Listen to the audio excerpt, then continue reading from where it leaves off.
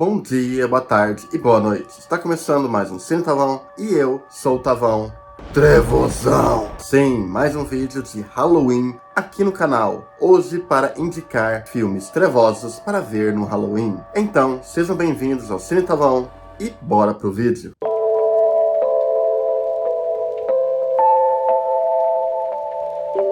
A Casa do Terror é um simplório slasher feito pelos roteiristas de Um Lugar Silencioso. No Halloween, um grupo de amigos encontra uma casa assombrada que promete alimentar-se de seus medos mais sombrios. Então eles decidem participar dessa brincadeira. Contudo, na medida que a noite passa, aos poucos eles percebem que talvez essa casa não seja apenas encenação e que eles possam estar sofrendo um grande perigo de vida. O slasher pode ser simples ou elaborado, mas é preciso ter um certo tato para lidar com o slasher. Porém, esses diretores conseguem trabalhar muito bem aqui. É um slasher que não é muito comentado, mas é uma pequena pérola escondida que foi lançado há poucos anos. É um filme que trabalha sua primeira hora construindo o cenário, construindo o ambiente, 6 personagens com carisma ou com um certo charme à parte, e que após construir todo o clima, ele começa a entrar em toda a estética e abordagem que um slasher precisa ter, além de ainda pontuar um desenvolvimento muito rico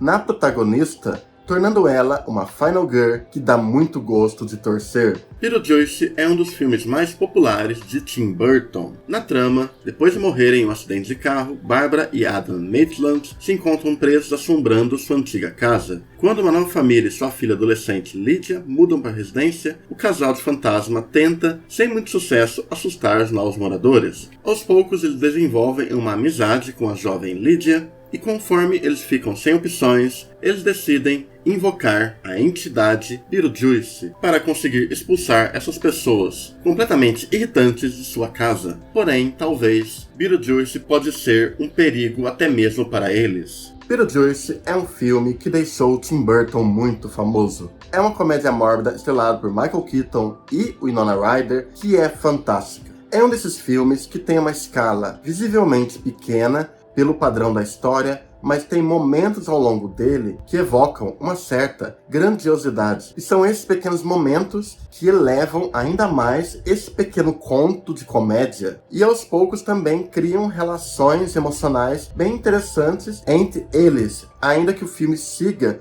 um clima de uma gag colada na outra. Com o Michael Keaton completamente surtado e uma Winona Ryder totalmente adorável, que todo mundo quis ser ela ou quis ser amigo dela. Esse aqui é um filme que certamente você precisa ver no Halloween. Histórias assustadoras para contar no escuro é um filme produzido por Del Toro e dirigido por André Overhaupt, o diretor de A Autópsia. A cidade de Mill Valley é assombrada há décadas pelos mistérios envolvendo o casarão da família Bellows. Em 68, a jovem Sarah Bellows, uma garota problemática que mantinha um mau relacionamento com os pais, foi ao porão para escrever um livro repleto de histórias macabras. Décadas mais tarde, um grupo de adolescentes descobre o livro e começa a investigar o passado. E aos poucos, cada uma das histórias e das criaturas do livro começam a se manifestar para esses adolescentes. A história trabalha muito bem com esses segmentos de horror e tem um elenco cheio de carisma em uma vibe que lembra tanto Goosebumps quanto Scooby-Doo. Esse é um filme que sabe brincar muito bem com a ideia de um terror com jovens situado décadas atrás. Essa mania que veio depois do It e Stranger Things. E ainda que não seja muito comentado,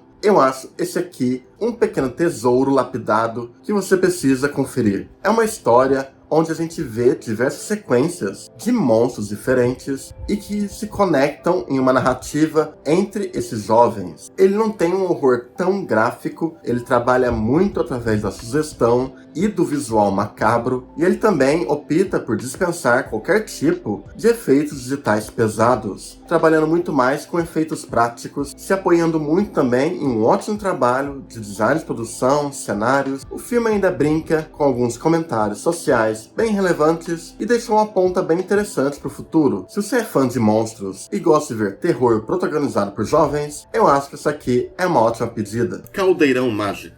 Nesse clássico obscuro da Disney, nós temos uma história situada na mítica terra de Priden, onde um garoto chamado Taran assume uma missão heróica. Ele precisa impedir que o maligno Rei dos Chifres libere os poderes sobrenaturais de um caldeirão mágico e inicie uma era de escuridão em todo esse mundo.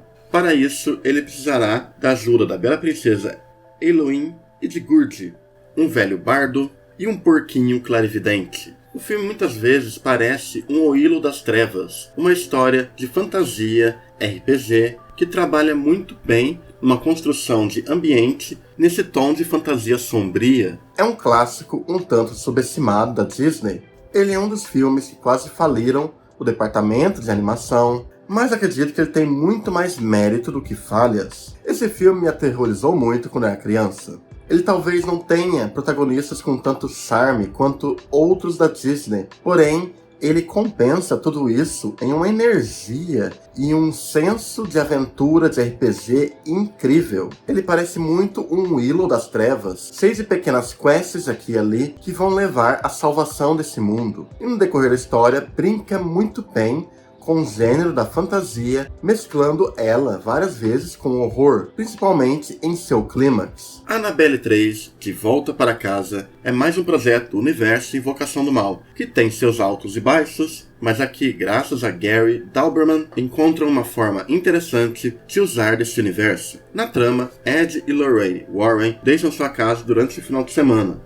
Assim, a filha do casal, a pequena Judy Warren, vivida por McKenna Grace, é deixada aos cuidados de sua babá, vivida por Madison Eisman. Porém, devido a certas ações da amiga da babá, Daniela Hills, logo a boneca Annabelle acaba conseguindo liberdade e começa a acordar os diversos espíritos malignos da sala dos artefatos dos Warren. Essa aqui é uma farofinha sem medo de ser feliz, trabalhando com diversos conceitos diferentes de horror, em uma vibe leve e cômica, semelhante a histórias infanto-juvenis de horror, mas que consegue entregar puro entretenimento devido a trabalhar com essas criaturas de uma forma bem natural. A franquia Annabelle é derivada de Invocação do Mal. Até pensei em falar sobre os filmes de James Wan, como Maligno, ou os Invocação do Mal, ou Sobrenatural, mas esse aqui eu acho que vale a pena mencionar. Annabelle acabou sendo a melhor franquia derivada de Invocação do Mal. A freira peca muito por não saber abraçar o seu lado mais trash e nem saber desenvolver o seu lado mais obscuro, mas em Annabelle eles conseguiram o impossível. O segundo filme do Sandberg conseguiu criar um conto de terror bem divertido